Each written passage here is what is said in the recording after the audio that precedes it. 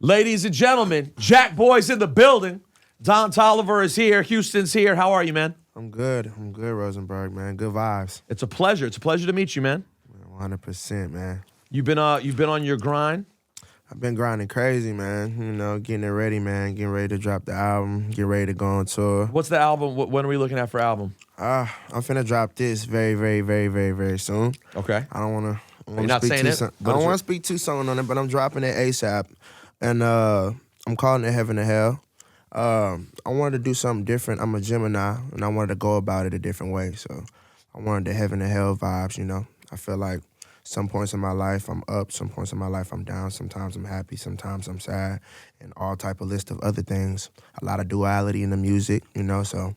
And even musically, the box you're in, you're not in one box musically. Not at all. That's really the biggest reason why I called it that, too. Who on earth do you compare? Like, is there an artist you grew up listening to or like a legendary artist that you can compare your vibe to? Because it's very hard to put you in a box musically. Musically, I don't know who I could compare myself to musically, but the vibe I kind of like picked up from was crazy was Dom Kennedy. It's kind of like where I got the vibe from. Really? Mm-hmm. Yo, let's talk about Dom Kennedy and his influence because, you know, Dom Kennedy in the mid-2000s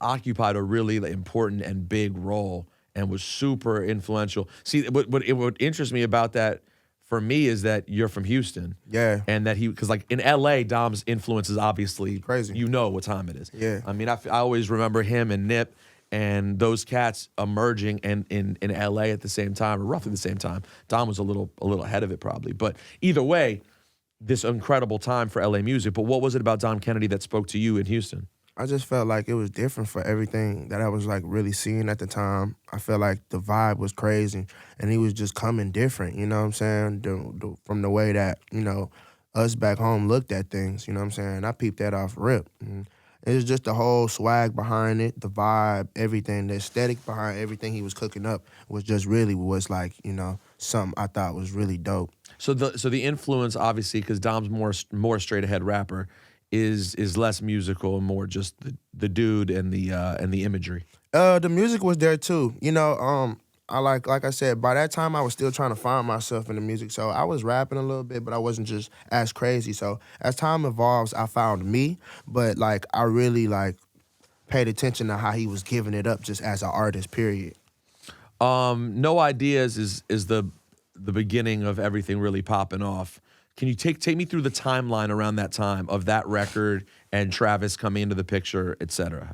Okay, so I was cooking this record. I want to say I was cooking this record around the time right before Astroworld, or right when we was on right before Astroworld. I cooked this record in New York at Penthouse, actually. One of the only records I cooked in New York, so it's pretty crazy.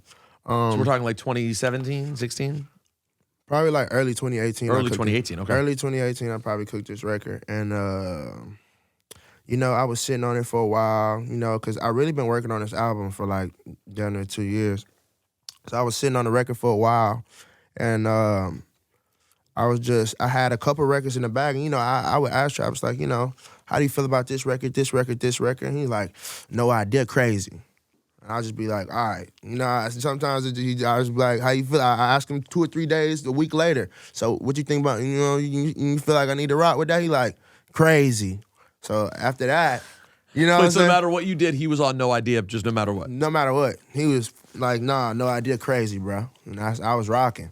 Because you know me, I'm like, I'm having so many songs in the bag. This is a record. I'm like, this record crazy to me, but, you know, I'm really like going to flow with bro, like, let's rock, you know? How did you guys initially meet? Well, it really, to keep it short, you know, management was really hounding one of his best friends back in the city. You know, we from Houston. So management was really hounding one of his close friends, really, really like tough, sending him music through Instagram, sending him videos. And after a while, he just gave into it like, man, let me meet, bro. You know what I'm saying? So he pulled up to one of my little underground shows. Wow. Travis's best friend, Jono. He pulled up to one of my shows. And then after that, we just, you know what I'm saying, locked in, you know, and then it led to him just playing the music for Travis. And after that, it was over with, really. And it led to you ending up on Astroworld. Yeah, I say I saw Travis like 1 or 2 times before he called me out there to do that. You know what I'm saying? So, you know, he played the music. I got around him a little bit. And then, like, I want to say a month or 2 later, after I was, like, around him for a little bit, he called me for the Hawaii. Now trip. that part of it must. I mean, now you're used to it. Y'all have a relationship. You're making music. You're going on tour with the Weeknd soon. You got an album coming.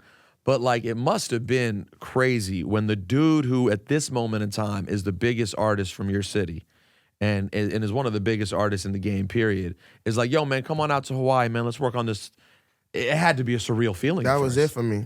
That was it for me. Like, me coming from Houston, period, and then just, I was already, you know, fan of Travis Scott coming up. You know, he was very one of the biggest influences too, along with Dom. So, just the fact that he called me for that trip, period, like If nothing else had worked out, you would have been like, yo, we got called out to Hawaii to work with Travis.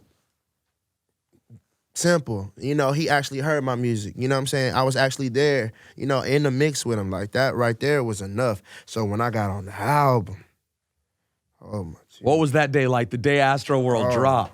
God, man, it was heaven on earth. I remember it like it was yesterday. That was a big hip hop day. Mac Miller dropped the same day. Swimming dropped the same day. Yep. There were like 4 albums that dropped that day. Yep. And you must have been, were people in your world just like, yo, son. I'll never forget it. How much did life change after Astroworld? Completely. Everything changed. Everything changed for me. Everything changed completely. Prices went up, obviously. Yeah, but I was really selective. Like, you know, when I got down with Trav and the whole Astro movement, I got really selective with everything I did because I wasn't just a, you know what I'm saying? Well, and you can't mess up his brand. Right. Because now he's lending his brand now. He's picky with his brand. So Yes. Travis is very careful. So you have to be very careful. 100%. You can't get loosey-goosey and be like, oh, I'm out here taking features with whoever and doing whatever now. But I'm sure that's tough. Because now all the cats you know in Houston, everyone's like, yo, it's time to work. And you're like, oh, I don't know if I can work that much right now. Not even just Houston, though. So. Everywhere. What are the places that you've been moving around? Like prior to this, what are the markets that you'd been to a lot? Because you said you recorded the record in New York, so obviously you were spending time here. So where were the places we were spending time? The most time I spend in the U.S. is really L.A., Houston, and a little bit of New York is really like the main markets that I really just live in. And you said in the U.S., so are there places overseas that you spent time? I went to Toronto. On the Astroworld tour. That was probably like the only time I ever been really even out the States like that. So when you, on the Astroworld tour, would you just jump out and do your record? Mm-hmm. Yeah, it'd be a moment in time where Travis would get on the roller coaster that he had set up at the show, and I would come out as soon as he'd get to sing and Can't Say on the roller coaster, and I get to come out.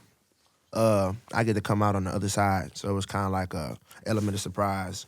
It's pretty crazy. So you basically, so that tour, I'm guessing, was a great time because you're on the road with him and you're living the rap life, but all you have to do is pop out once a night and do your record? Yeah, it was crazy. So the rest of the night you're just chilling? I was big chilling. Just meeting people, Vibing. hanging with your people, and having a beverage and hanging out. Super vibes. That's a great time. So it'll be interesting when you go out with the Weeknd this summer. You're doing arenas again, except you have your own set, and so you're going to be in the spot. My favorite spot to see how artists handle, which is getting out there early when the building's starting to fill in. Yeah. Cats are, instead of coming out at the time of the night when Travis is already rocking, you're like, hey, what's up, San Jose? My name's Don Toliver. Welcome to the show. Cats are filing in with their drinks and their popcorn, and it puts you back.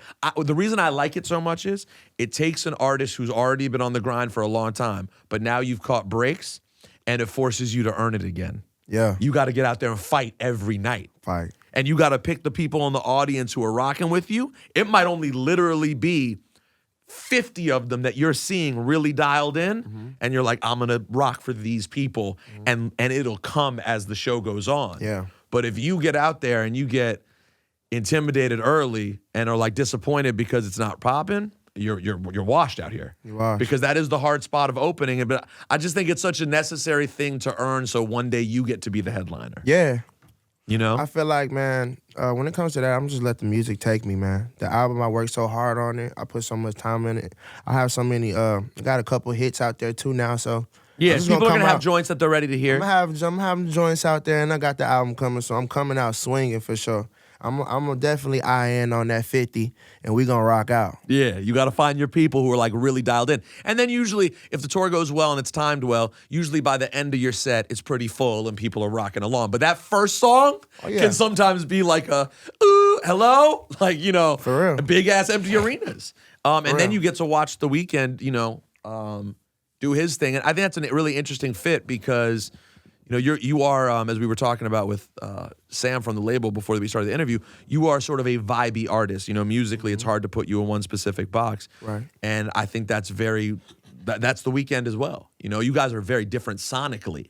But in terms of not being able to describe exactly what it is, because it's kind of, you know, before The Weeknd came along, I wouldn't have been able to describe what that was. But now you hear a Weeknd song, and it's like, oh, this is his whole lane. It's actually one of the things that really, musically, really bums me out about Pop Smoke, about his passing. Because Pop Smoke was like, this is someone who has his own vibe. Yeah. Like when you hear Pop Smoke's music, and you're in a club, have you been out yet and heard a Pop Smoke record? 100%. You're like, oh, this is the thing. It got me going early before I even really knew too much about him. I gravitated towards him. So Really? when Just I because heard of the sounds, the sonics. Just because of the sonics, like for real. I remember hearing it like early November. Last time I came out here, I think it was just getting like Welcome to the Party was really just brewing. Like early November, I feel like when I first came out here last time, and it was crazy. Yeah, there was a real energy around it, man. Crazy. It's a crazy time in hip hop, man. The amount of people that we've lost in the game over the last few years. Yeah. It's shocking. When you think about Peep, XXX, and Juice WRLD all being gone, Lil Peep, XXX, and Juice WRLD, of that specific moment in time, those may have been the three biggest stars. Like, it's on some Jimi Hendrix and Janis Joplin, like people of the same ilk at the same time, who I really think all in their own way were going to be iconic, you know, and they all got to different levels. I mean, Peep barely got to get out there, but his influence was so big. It's crazy. I didn't even know Lil Peep when he died. When he died, I wasn't even aware of who he was. Until the day he died, my brother hit me and I was like, I missed it. And then sonically, I started hearing how much he popped up in everyone else's music. X, the same thing. And then Juice WRLD was really, you know, developing. You seem like a very level-headed fellow who's not down with I don't want to judge your private life, but you don't seem like a crazy a lunatic in these streets. You were here promptly at 9 a.m., bright-eyed and bushy-tailed, clear-eyed. Yeah. Are you mindful of the sort of drug, alcohol situation that we appear to be in with so many artists these days? Yeah, I'm mindful of it for sure. Yeah, for sure. My mama worry about me all the time. Yeah, there's a lot of stuff out there that's not good, man. These pills are very problematic.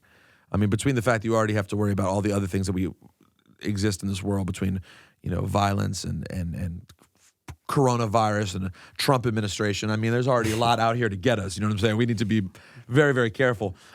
So your favorite artist to listen to coming up, what's your favorite music you're just into? My favorite artist listening to come when I was coming up was Pharrell early in the NERD. Probably like my favorite early on. That doesn't surprise me. It seems like of all the artists in this era that are different, it seems like Pharrell was a huge influence. Yeah, he was like the ultimate. Have you gotten to meet him yet? Like slight, but not how I wanted to. You didn't have the real, you just had the, oh, hey, what's up? Yeah. Like, you didn't have your moment yet to sit and build. Nah. It'll come. For sure. What do you like to do? What in your life, besides being in the studio, what makes you happy and what do you really enjoy doing at this point in your life? I'm really getting into clothes a little bit more, trying to like get down to like how things are kind of being made, designing type stuff. Now I'm trying to really like get into like the gist of it. Cars. Now I'm a fan of like I'm a big fan of Range Rovers and stuff. So Really? yeah, Do you have a range? I do. Was that was copping your range exciting? Yeah, Did you cop or did you lease? I copped it. Good for you. Yeah. Not me. I'm a lease guy. I'm worried I'm gonna be out of my car. I want to get out. I'm gonna get bored in 2 years. I'm not a real car person. You got a range you're gonna hang on to for a minute. Forever. Why was that the car you wanted? I just I liked a luxurious 4x4. I'm like a 4x4. I'm from Texas. That's the definition of a luxurious 4x4. I'm from Texas. You know what I'm saying? I own a Jeep as well, lifted and everything. But the range is excellent, man. Speed, luxury. I'm going to give you a gem right now. I recommend you listen to the song Keys to the Range by Jagged Edge. You ever heard that? I think I have, yeah. It's so fire. It's such like 90s kind of basic bitch R&B, but in a like awesome... Jagged Edge kind of slept on in retrospect. And I mean, how many songs? Actually, there's a handful of songs about Range Rovers. You can have a soundtrack to it. I got a joint on my album called Spaceship. Who's got the keys to my spaceship? And it's about the range? Yeah. You seem very excited about your album. Man, I am, bro. I work so hard on it, and it's definitely one of those things that, you know, you won't be able to. It's not, you can't touch it. And you said heaven and hell, and you said you're someone who has ups and downs. But it's, I guess, in talking to you at this one moment, it's kind of hard to picture you down.